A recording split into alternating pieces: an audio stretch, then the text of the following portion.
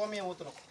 கோமியத்தில் எக்காரணத்தை கொண்டும் கொஞ்சம் குடிக்க சொல்லியிருந்தேன் ஒருத்தர்கிட்ட 2 லிட்டர் தான் கிடச்சது, 3 லிட்டர் தண்ணியை ஊற்றணும்னு ஊற்றக்கூடாது. கோமியம் தான் ஊற்றணும். அதிகமாக ஊற்றக்கூடாதா? அதிகமாக ஊற்றக்கூடாது. எப்போ நீங்கள் அதிகமாக ஊற்றலாம் அப்படின்னா, நீங்கள் எடுத்து பயன்படுத்தும் போது நமக்கு நெய் மாரி கட்டி ஆயிடுச்சு அப்படின்னா ஒரு ரொம்ப ஊற்றக்கூடாது. ஒரு 2 லிட்டர் 3 லிட்டர் இதுங்க எல்லாத்தையும் ஊற்றி கடைசியாக கிடைக்கும். அடுத்தது பால் எடுங்க. இந்த இங்கே இருக்கு பாருங்க, இது பசு மாட்டோட பால். இது எத்தனை லிட்டரு?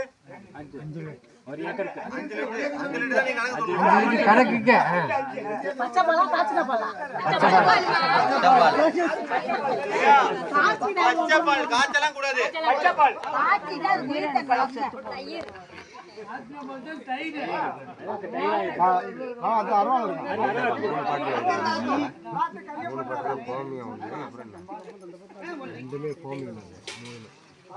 முக்கியமா பாக்கெட் பால் பயன்படுத்தவே கூடாது. உங்களுக்கு செஞ்சு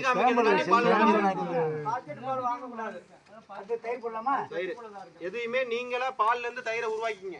எதுவுமே கடையில வாங்காதீங்க. இது செய்முறைக்காண்டி உங்களுக்கு பயன்படுத்துறாங்க.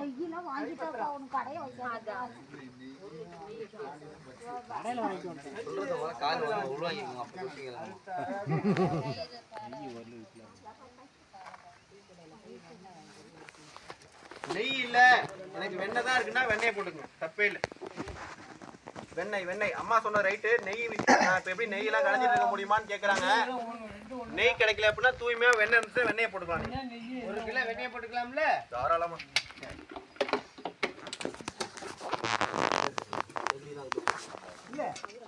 இப்ப நீங்க சொல்லிடுறேன், பால் ஊத்தியாச்சு, கோமியம் ஊத்தியாச்சு, தயிரும் ஊத்தியாச்சு.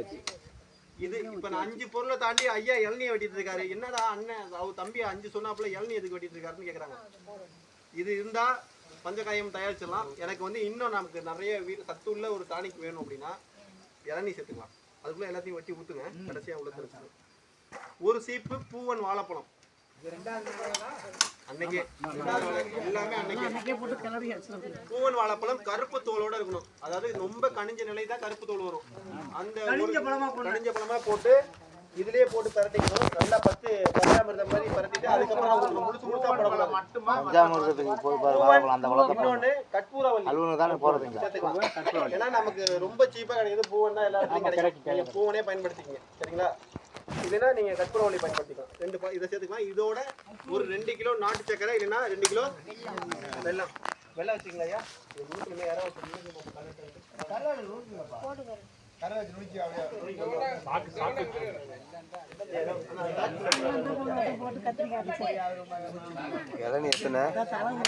இப்ப நல்லா கவனிங்க. 5 இருக்கு. இந்த பஞ்சகாவியம் வந்து நல்லா தெரிஞ்சுங்க. நோய் வந்திருக்கு ஒரு செடிக்கு ஆரம்ப நிலை அப்படின்னா நீங்க தாராளமா கொடுக்கலாம். நோய் வந்துச்சு ஏதாவது ஒரு செடிக்கு, இப்ப மிளகாக்கோ இல்ல மத்த கத்திரிக்கோ ஒரு நோய் வந்திருக்கு நீங்க தெரிஞ்சுச்சு அப்படின்னா, கத்திரிக்காயில சுருள் நோய்னு ஒன்று வரும். இலை சுருங்கி வரும், கொத்தமல்லி இலை மாதிரி மாறும். அப்ப அந்த ஆரம்ப நேரத்துல அந்த இலையை மட்டும் கட் பண்ணி தூக்கி வெளியே எரிஞ்சு தள்ளி, அப்ப இதை என்ன பண்ணணும், தெளிக்கலாம். தெளிச்சிங்க அப்படின்னா இது நோய் எதிர்ப்பு சக்தியாக செயல்படும். நிறைய விஷயத்துக்கு ஒரு பொதுவானதா பஞ்சகாவியா இருக்கு, சரிங்களா? இன்னொரு விஷயம் நான் சொன்னா நீங்க ஆச்சரியப்படுவீங்க. இன்னைக்கு நிறைய பேருக்கு வந்து நீரிழிவு, அதாவது சர்க்கரை இருக்கு, புற்றுநோயினால பாதிக்கப்பட்டவங்க இருக்காங்க. இன்னைக்கு பஞ்சகாவியா மனிதன் சாப்பிட்ற அளவுக்கு தயார் பண்றதுக்கான சூழலும் இருக்கு. இதை மனிதனும் சாப்பிடலாம், அது ரொம்ப தூய்மையா பண்ணணும். இளநீர் எல்லாம் வெட்டிட்டீங்களா? இளநீர் ஊற்றுறோம். இளநீர் அப்படிங்களா? கேட்டுங்க, சொல்லுங்க. 50 ml ஒரு மாடு செடை பிடிக்காம ரொம்ப நாள் நின்றுச்சு. அதாவது நம்ம செய்யற விதத்துல இருக்கு. மாட்டு மூத்திரம் கீழே கிடக்குன்னு மோண்டக்கூடாது. நம்ம பிடிச்சி தெளிவா நல்லா சுத்தமா செஞ்சோம்னாக்க அதை வந்து 50 மில்லி 3 நாள் போட்டு விட்டு அப்புறம் செனை ஊற்றி போட்டோம், கப்புன்னு செனை பிடிச்சிருச்சு. அதே மாதிரி கோழிக்கு இந்த சீக்கு வருது பாருங்க, வெள்ளை கணிச்சல் நோய், அதுக்கு கலந்து வச்சோம்னா கொசுக்கு தெரிஞ்சு போக முடியாது. அப்படிங்களா? தொட்டி கட்டி வச்சிருக்கோம் மாதிரி அது மாடு அடிக்கும் போது குளத்துல பிடிச்சிக்கணும். மாட்டை அடிக்கும் போது குளத்துல பிடிச்சிக்கணும். நம்ம ஊர்ல இங்க இருக்கிறவங்களே ஆரோக்கியம் இருக்கிறவங்க சைனஸ் ப்ராப்ளம் இருந்து அவங்க இந்த பஞ்சகாவியத்தை சாப்பிட்டு சைனஸ் ப்ராப்ளம் சுத்தமாவே இல்லை, நல்லா இருக்கிறாங்க. இங்க இருக்கிறாங்க அந்த கோட்டமேட்டில் இந்த இது இருக்கு இல்லைங்களா, இப்போ அந்த இதில் பண்ண இருக்குல்ல, இந்த மோர் குளத்துக்குங்க. கோட்டமேட்டுக்கு மேலே சார். ஆமா பவுல் அம்மாவா? போன தடவை வந்தப்ப அவங்க தான் இதை நான் சாப்பிட்டு நல்லா இருக்கு, என் பேர பிள்ளைங்களை நான் தூக்குறேன், அவங்களுக்கு பரவிடுதா என்ன தயவுசெய்து யாரும் சத்தம் போடாதீங்க. நான் வந்து அது எனக்கு அந்த வியாதி சரியாச்சு, நம்ம தூக்குறோம், அந்த பிள்ளைங்களுக்கும் சொல்லி அரை சங்கு அதை கொஞ்சம் கொஞ்சமா போட்டாங்க. இன்னைக்கு பேர பிள்ளை எல்லாம் அருமையா இருக்கு. அவங்க வீட்டுக்கு அடிக்கடி போய் அவங்க பஞ்சகாவியத்தை வாங்கி தான் நான் வெளியில் எல்லாத்துக்கும் இந்த மாதிரி இருக்கிறவங்களுக்கு கொடுத்துக்கிட்டு இருக்கேன். அதனால நீங்க வந்து சார் சொல்றது மாதிரி அதில் நிறைய விஷயங்கள் இருக்கு. இப்போ நீங்க ஒரு விஷயத்த சொன்னீங்க, இதுக்கு தான் கூட்டா சேரணுங்கிறது. இப்போ நீங்க ஒரு விஷயத்த எப்படி சொன்னீங்க, இது மாதிரி வந்து மாட்டுக்கு போட்டா செனை பிடிக்காம இருக்குதுன்னு செனை பிடிக்கும்னு சொல்லியிருக்கீங்க. இங்க யாருக்காவது அது தெரியுமா? தெரிஞ்சுக்கிட்டீங்களா? இதுக்கு தான் கூட்டமைப்பு. அவங்க சொன்னது மனிதனுக்கும் சொன்னாங்க. நம்ம எல்லாம் பொதுவாக என்ன செய்வோம்னாக்கா விவசாயத்தை பற்றி தான் சொல்லிக்கிட்டே இருப்போம். ஆனால் விவசாயத்துக்கு அதில் எப்படி எப்படி செய்யறதுங்கிறத நம்ம பார்க்குறோம். அது மாதிரி நீங்கள் செய்ய கற்றுக்கணும். எத்தனை பேர் கற்றுக்கிட்டு எனக்கு வாரம் பஞ்சகாவியம் 100 லிட்டர் தரணும், மீன தரணும். தர்றதுக்கு நீங்கள் காசுக்கு தான், எனக்கு இல்லை, சும்மா நான் வச்சுக்கிறது இல்லை. அதை செய்ய தெரியாதவங்களுக்கு வந்து அவங்கள்ட்ட அதுக்கு சொல்றேன். மண்புழு உரம்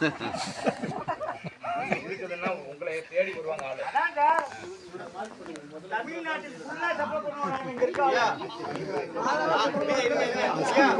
தமிழ்நாட்டுக்கே ஒரு ஆளு போதும், ஆளே வேண்டியது இல்லை.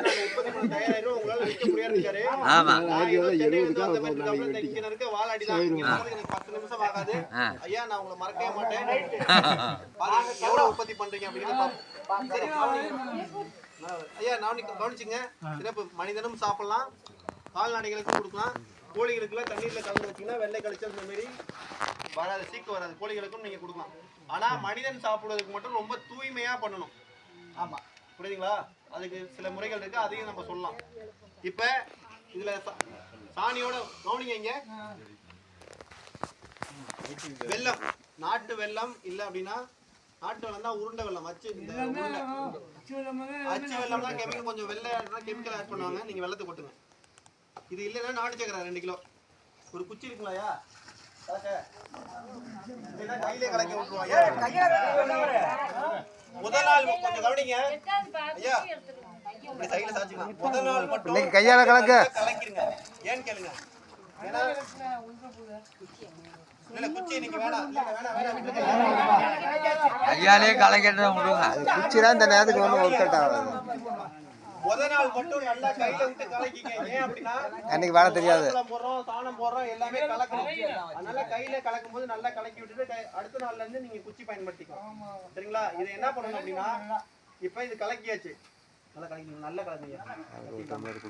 இதை கலக்கிட்டு என்ன பண்ணணும்னா, உங்க தோட்டத்திலயோ இல்ல அப்படின்னா உங்களுக்கு தனியா ஒரு அமைதியான ஒரு வெயில் படாத ஒரு இடத்துல இப்படி மூடி போடாதீங்க. மூடியை நீங்க வச்சுக்கங்க. மூடி போட்டீங்கன்னா வேக்கும். வேந்துச்சுன்னா அது வெக்கையை உண்டாகும். அப்ப என்ன பண்ணணும், மூடிக்கு பதிலா மழை தண்ணியும் விழக்கூடாது. மெயின் மழை, நீங்க வீட்டுல இருக்கும்போது மழை பெஞ்சு மழை தண்ணி விழக்கூடாது. இந்த மாதிரி ஏதாவது கொட்டாய் உள்ள இடத்துல அந்த வேடு கட்டி 2 துணியா போட்டு வேடு கட்டி வச்சிட்டீங்கன்னா மண்ணு தூசி எதுவுமே உள்ள உழுவாது. டெய்லி நீங்க எடுத்து பண்ணலாம். 2 முறை பண்ணணும். காலையிலயும் கிண்டணும், சாயந்தரம் கிண்டணும். காலையில சூரிய ஒளி படுற மாதிரி கிண்டணும் எடுத்து வச்சு, மாலையில சூரிய மறைவு கிண்டு எதுவுமே பண்ணிருக்கீங்களா? கை தட்டுங்க பாப்பா. உங்களுக்கு மானியபுரத்துல எல்லாம் நிறைய பேர் பண்ணிருக்கோம். இது ஈஸியா பண்ணிடலாம்ல. இது ஈஸியா தான். இன்னைக்கு மார்க்கெட்ல இதோட விலை 100 ரூபாய் லிட்டர். நாங்க தலை ஊறல் கூட ஊற போட்டு இப்ப நெல்லு காட்டுக்கு 2-3 மட்டும் அரைச்சிட்டு. எப்படி இருக்கு பயிர்? பயிர் பரவாயில்ல. பதர் வருதா? பதர் இப்ப இருக்க முட்டத்துக்கு வருது. பயிர் எழுந்துருச்சு. பயிர் நல்லா எழுந்துருச்சு. சரி, கொஞ்சம் கவனிங்க. அதுதான் பதர்னு சொல்றது.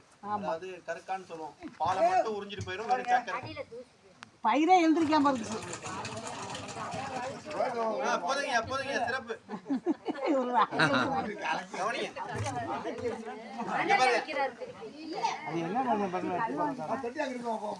அப்படியே உட்காந்துட்டே பாருங்க, கொஞ்சம் கவனிங்க. இன்னும் நமக்கு